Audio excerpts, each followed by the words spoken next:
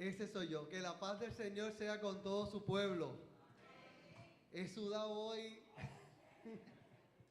pero doy gracias al Señor que todos mis hijos estuvieron en el culto y que el Dieguito pudo estar también. Así que Dios ha sido bueno hoy conmigo otra vez. Saludamos a todos los que están aquí presentes y también a todos los que nos oyen y nos ven a través de nuestra página de internet. El título de la predicación de esta mañana es que soy tan solito. El título es que estoy tan solito. Y me baso en el Evangelio liberador de Jesucristo, según San Mateo capítulo 28, versículos 16 al 20, lectura que ya hemos tenido en nuestra liturgia. Hoy, como todos conocemos, celebramos en nuestra iglesia el Día de los Padres. Y damos gracias a Dios por los padres que están en nuestra grey, que me imagino que en sus vidas y en sus distintas fases como padres han tenido momentos de soledad, momentos en que se han sentido sin compañía, momentos de soledad ante la llegada del primer hijo o de la primera hija, o peor aún, momentos de soledad cuando llega el primer novio de la nena. Eso sí que son momentos de soledad. Soledad en las diferentes situaciones, tanto situaciones de trabajo, problemas de la familia, soledad al enfrentar un divorcio sin dejar de ser papá. Y esto de la soledad es cosa seria, pero en honor a la verdad, ¿entendemos esto de la soledad? ¿Verdaderamente sabemos cuál es su significado? ¿Le sacamos provecho a la soledad o la soledad solo lo podemos enmarcar en el dolor y en el sufrimiento? ¿Acaso no hay situaciones en que la soledad es necesaria? La perícopa base de nuestra predicación nos narra el final del Evangelio de Mateo. Este surge cuando Jesús se aparece a sus discípulos y discípulas en la montaña de Galilea. En un encuentro encontramos detalles típicos de los encuentros que se dan con Jesús. En ese encuentro surge la duda, pero también surge la reverencia al Dios, a Jesús. Es interesante, hermanos y hermanas, familia de la fe, que en la montaña es el lugar símbolo de Mateo para la revelación del Maestro. Pero en este encuentro es Jesús el exaltado el que se presenta. Es Jesús el exaltado el que habla con ellos y ellas, que le ha sido dada toda potestad de parte del Padre, del cielo y de la tierra. Y cuando uno se encuentra con Cristo, hay consecuencias. Y este relato no es la excepción. Aquí también hubo consecuencias. Este encuentro provoca que ahora son los discípulos y las discípulas, sus apóstoles y apóstolas, las que van a construir el reino con la autoridad de Cristo. Ahora el Evangelio no es para una cultura o un país en particular. Ahora el Señor dice que este Evangelio es para todas las naciones. Y el último desafío que se da es que es un Evangelio sacramental, instruyendo al bautismo en el nombre del Padre, del Hijo y del Espíritu. Un bautismo de un Dios trino. Este pasaje es conocido como la Gran Comisión. Así lo traduce la tradición y ha sido una de las bases de la tarea misionera de la iglesia a través de toda su historia. Jesús le dice a sus seguidores que toda potestad le es dada tanto en la tierra como en el cielo para ser discípulos y discípulas. Interesante, esta potestad no engrandece la figura, no engrandece el yo, sino que la potestad es dada para servir, para amar, para construir el reino en la tierra. No es una potestad para tener fuerza en mi carácter personal, sino para tener la fuerza del Espíritu para practicar la solidaridad. Una potestad que no depende de los discípulos y discípulas, sino que emana del caballero de la cruz. Ellos predican, el Espíritu convence. Ellos viven el Evangelio, el Espíritu toca los corazones. Los discípulos y las discípulas han comenzado donde comenzó Jesús.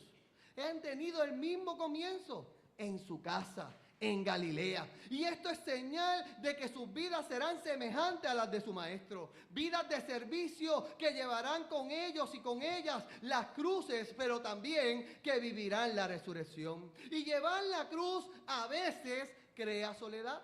A veces tener la cruz de Cristo nos hace solitarios. Pero ante esa realidad, el Señor les promete estar con ellos y ellas hasta el fin del mundo. Hasta el fin del mundo. ¿Y usted ha analizado eso del fin del mundo? O sea, que Jesús va a estar con ellos hasta el último rincón de la tierra, hasta el lugar más apartado y desolado que podamos imaginar. Pero iglesia, ese fin del mundo también, además de un lugar, tiene que ver con tiempo y con espacio. El fin del mundo también es el momento del juicio, el tiempo en que se ha de cumplir todas las promesas. Tanto a lo largo del tiempo como del espacio, el Señor, a quien pertenece toda potestad, les promete estar con ellos. No dejarlos solos. El poder y la autoridad de Jesús como Hijo de Dios se ha revelado en esta resurrección. Su ministerio en Galilea manifestaba su autoridad, tanto en sus hazañas como en sus milagros y en sus palabras. Cada palabra de Jesús histórico era muestra de su poder. Cada palabra de perdón impartido, cada sanación, cada acto de bondad y misericordia. Poder que nos mueve a ser restaurados y restauradas, y instrumento para restaurar a otros y a otras en el nombre de Jesús. Poder restaurador que también llevó a Jesús a enfrentar grandes controversias. ¿Recuerda alguna de ellas, iglesia? Por ejemplo, en el templo. En el templo sus palabras provocaron una disputa acerca de la autoridad de Dios y del César. Ahora la autoridad del caballero de la cruz es universal, para convocar, para llamar, para afirmar que sus seguidores sigan la misión que Él le ha dejado. Ahora que los discípulos y las discípulas han sido instruidos, están preparados para enseñar a todas las naciones los valores del reino. En la compañía de Cristo, del Cristo de la gloria, en todo tiempo y en todo lugar. O sea, el Señor no los va a dejar ni en las cuestas. Él siempre va a estar ahí. Esto quiere decir, iglesia, que nos equivocamos cuando pensamos que somos nosotros y nosotras quien extendemos el señorío de Jesucristo al predicar su palabra, que somos nosotros los que lo invocamos o lo establecemos, lo que hacemos, y eso únicamente por la gracia, el poder del Espíritu Santo, es aumentar el número de los que reconocen y aceptan que de Cristo es el señorío. Jesús es el Señor. Y esa es la realidad, y esa realidad no depende de ningún ser humano. Cuando vamos a ser discípulos y discípulas, lo que hacemos porque ya Jesucristo es el Señor. Vamos a proclamar y dar testimonio de Cristo, para que las personas se den cuenta y acepten este hecho de que toda potestad, tanto en el cielo como en la tierra, es de nuestro Señor. Y si la potestad es del Señor, podemos buscar primeramente el reino de Dios y su justicia. Podemos tomar la cruz y seguirle. Podemos ir a donde quiera Dios nos envíe, pues ya Dios está allí. Así que cuando vamos a cualquier lugar a dar testimonio, Él también nos da. Nosotros vamos a dar y a recibir, porque nosotros no controlamos la gracia. Así que nosotros no impartimos la gracia, sino que descubrimos la gracia de Dios donde quiera que pisen nuestros pies. Que ahí está su gracia. Y en ocasiones, al darle protagonismo a Cristo y no a nuestra propia figura, provoca soledad, provoca momentos solitarios, momentos de dolor, momentos de quebranto, momentos en que no nos entienden. Y usted me permite en esta mañana explicar estos momentos de soledad con un cuentito. ¿Puedo? El Día del Padre puedo hacer un cuentito.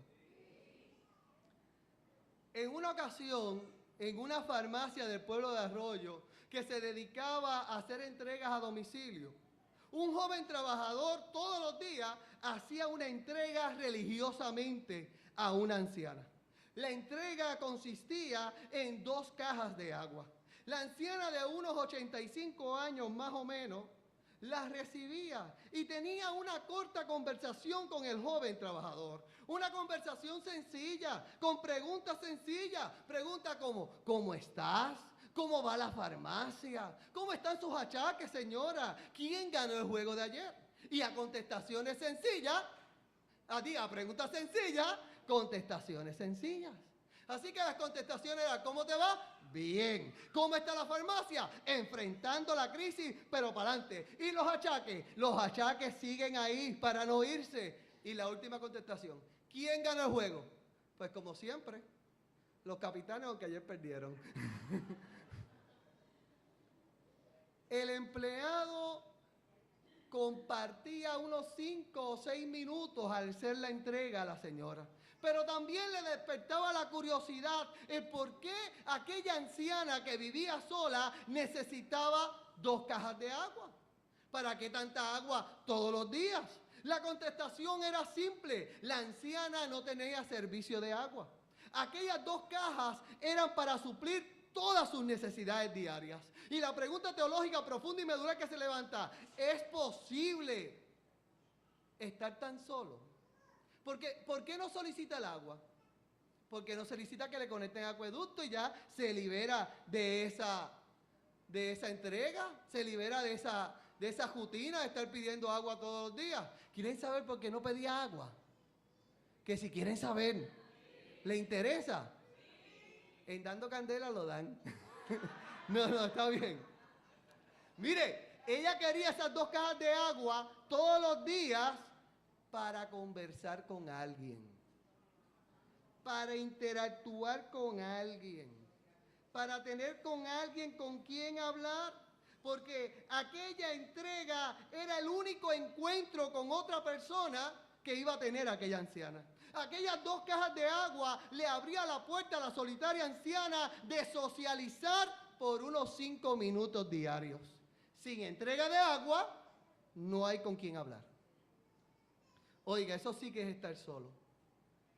¿Se puede estar tan solo que se dependa de una entrega para poder conversar con otro?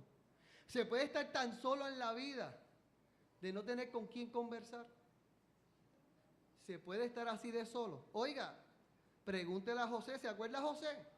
José, el personaje bíblico, el que está preso en la cárcel de Egipto, el que vendieron sus hermanos, él estaba solo. O pregúntele a Moisés huyendo en el desierto, o pregúntele a Daniel en el foso de los leones, o pregúntele a Pablo en el naufragio, o a Pedro clavado en una cruz con la cabeza hacia abajo, si hay momentos en que nos sentimos solos. Si hay momentos de soledad. O mejor aún, pregúntale a los salmistas, cuando en el Salmo 25:16 expresa diciendo, mírame y ten misericordia de mí, porque estoy solo y afligido. O pregúntale al salmista en el capítulo 6, versículos del 6 al 7, el cual afirma, me he consumido en la fuerza de gemir. Todas las noches inundo de llanto mi lecho, riego mi cama con lágrimas, mis ojos están gastados de sufrir. Se han envejecido. ¿Acaso estas palabras del salmista no reflejan soledad, quebranto y dolor? Iglesia, ¿qué me dice usted de David? ¿David también sintió la soledad? Yo creo que él sabía muy bien lo que es estar solo. David tenía una gran familia, 8 hermanos, pero estaba solo de tal manera que cuando llegó Samuel el profeta, nadie lo tomó en cuenta, nadie lo llamó. Y cuando ya no había hijos que presentarle al profeta, entonces fue que se acordaron del chamaquito pastor. Y porque el profeta preguntó. Si no pregunta, no se acuerdan. Dígame si eso no es estar solo. Que no se acuerden de ti. Pero la soledad de David trascendió a su familia. Trascendió a su familia nuclear, fue más allá, porque cuando David llegó a la familia real a través de Saúl, el mismo que trató de atravesarlo con una lanza, David se libró de quedar clavado en la pared como retrato del payaso Metodín en la oficina pastoral. Se lanzó al desierto para escapar del rey por 10 largos años. Dormía en las cuevas, sobrevivía como los animales del desierto, haciendo de tripas corazones. En el desierto, huyendo de personas poderosas que quieren acabar con él. Dígame si eso no es estar solo. Poderosos que quieren acabar tu vida en un sitio donde no hay vida. ¿Y Jesús de Nazaret estaría solo? Jesús, yo creo que Jesús también vivió la soledad. La vivió en el desierto, en el ayuno y oración. La sufrió en el Getsemaní con una ansiedad que lo hizo sudar sangre. Y la experimentó en la cruz con una muerte dolorosa. Jesús sabe lo que es la soledad. David sabe lo que son la soledad. Los personajes bíblicos saben lo que es la soledad. Pero ¿sabe qué? Usted también sabe lo que es la soledad. Usted también la ha vivido. Porque el que vive el verdadero evangelio, en ocasiones, el camino se hace solitario. Y esto de la soledad trasciende lo que está a nuestro alrededor. Podemos tener familias grandes y congregarnos en megatemplos y no obstante vivir la soledad, sentirnos solos. La soledad no es ausencia de rostro, es ausencia de empatía, de solidaridad, de igualdad. Cuando no nos sentimos iguales, nos sentimos solos, distintos, apartados, marginados, señalados. La soledad no proviene de estar solo, proviene de sentirse solo. Aunque haya una multitud, sentir que usted está solo en su crisis, sentir que usted está solo en su enfermedad, sentir que usted está solo edificando a su futuro. Soledad que se puede manifestar cuando pones la cabeza sobre la almohada, o cuando llevas a tu pequeño hijo a la terapia, o camino al hospital para ver a tu padre enfermo. Soledad que se refleja en las cantinas con el alcohol, pero también se refleja en las iglesias con evangelios triunfalistas fuera de la realidad. La soledad se presenta en todas partes, en todo lugar. La soledad está en las escuelas, están en la oficina, están en la línea de producción, están en la fábrica, están en la fila de desempleo. Llevamos nuestra soledad a la fiesta y a las reuniones y probamos cualquier cosa para tratar de alejarnos de esa soledad, para buscarle solución. Pero la pregunta teológica profunda y medular que se levanta en esta mañana es: ¿acaso en ocasiones la soledad no es fructífera? ¿Acaso no es necesaria en algunos momentos? Porque, fíjese bien, Jesús utilizó la soledad para ir en ayuno y oración y prepararse para su ministerio. ¿La usó? ¿No será, iglesia, que en ocasiones necesitamos la soledad convirtiendo la misma en un regalo, en una bendición?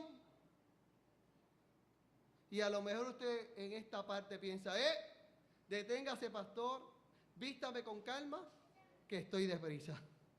Si la soledad castiga, si la soledad hiere el corazón, si la soledad nos deja vacío y deprimido, ¿cómo es posible que por un instante uno piense que la soledad puede ser regalo de Dios?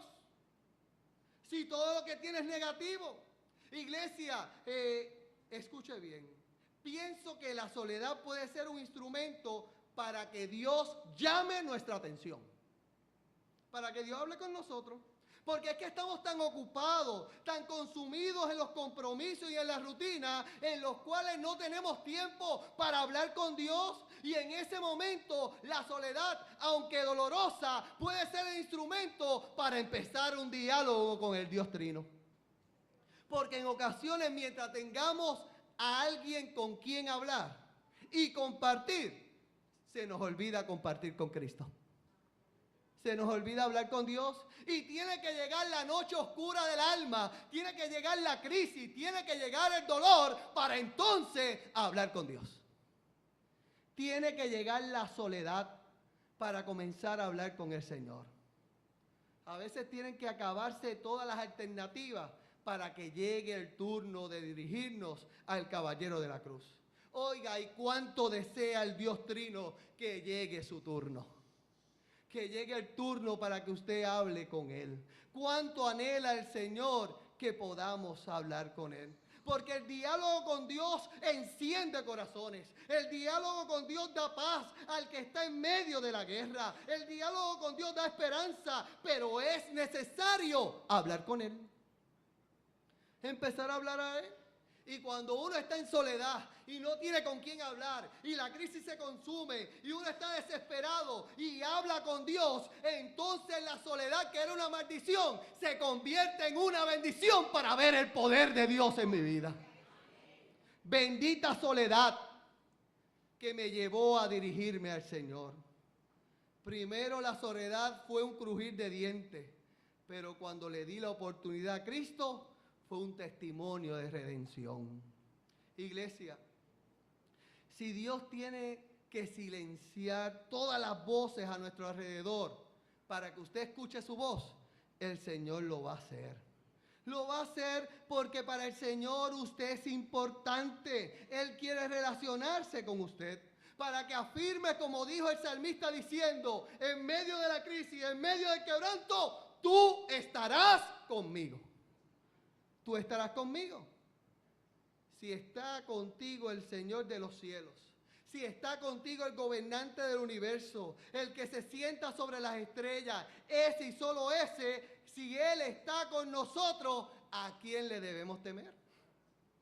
Si Él está, el Señor está contigo. El Creador está contigo. Jehová Dios está contigo. Moisés proclamó en Deuteronomio 4:7 diciendo: ¿qué nación grande hay que tenga dioses tan cercanos a ellos como la que tenemos nosotros en Jehová nuestro Dios todopoderoso, que nos da todo lo que pedimos? En labios de Pablo, según Hechos 17:27 afirma: no está lejos de cada uno de nosotros y de nosotras. Iglesia, refúgiate en el texto de Deuteronomio 31:6. ¿Recuerda lo que dice ahí? ¿No se acuerda? Yo me acordé cuando hice esto. Ahí dice: Jehová tu Dios no te dejará ni desamparará. Jehová tu Dios. En todas las escrituras se repite el mensaje, desde Génesis hasta la Gran Comisión, hasta el Apocalipsis. El Señor es con nosotros y nosotras. Y puesto que el Señor está, todo es diferente. Cuando Dios está, hay diferencia. Y cuando digo todo, es todo. Puedes enfrentar la muerte, pero en medio de la misma el Señor está contigo. Puedes estar desempleado, pero el Señor está contigo. Puede ser que el matrimonio esté en crisis, pero el Señor está contigo. Puede estar en crisis económica, pero el Señor está contigo. Así que como hizo sus discípulos y discípulas en nuestra perícopa, Él está con nosotros y nosotras hasta el fin. Hasta el fin. Pero con un propósito, con una razón. Y el propósito es que usted y yo construyamos su reino. Reino que no tiene que ver con grandeza ni joyas, sino que tiene que ver con servicio, con amor, solidaridad, con manos extendidas. Subraya estas palabras: no está solo, no está sola. Oiga, la familia se puede ir en contra de usted, pero Dios no. Sus amigos y amigas le pueden traicionar, pero Dios no. Puede estar en el desierto, pero en tu desierto, ahí está el poderoso Dios para ser tu oasis de bendición. Y cuando Él está al lado de nosotros, todo es diferente. Es más, usted es diferente. Porque Dios cambia la situación. Usted pasa de ser un solitario y una solitaria a un amado y a una amada. Cuando uno sabe que Dios lo ama, con eso es suficiente para continuar la misión que Jesús nos encomendó. Oiga, es como cuando uno va a las cafeterías con mucha hambre. ¿Usted ha ido con mucha hambre a la cafetería? Antier yo fui con Tinguin. No había comida en el día. Y cuando uno tiene mucha hambre y le dan el menú, ¿qué uno hace? ¿Quiere aperitivo? Sí, el más grande. ¿Quiere agrandarlo? Sí, agrándalo. ¿Quiere postre? Sí, el más grande. Y el plato, lo más grande que tenga. Y cuando uno se come lo primero, ya no le cabe lo demás. ¿No lo ha pasado? Porque se llenó con los ojos. Comió con los ojos. Quería muchas cosas. Pero no le cabe.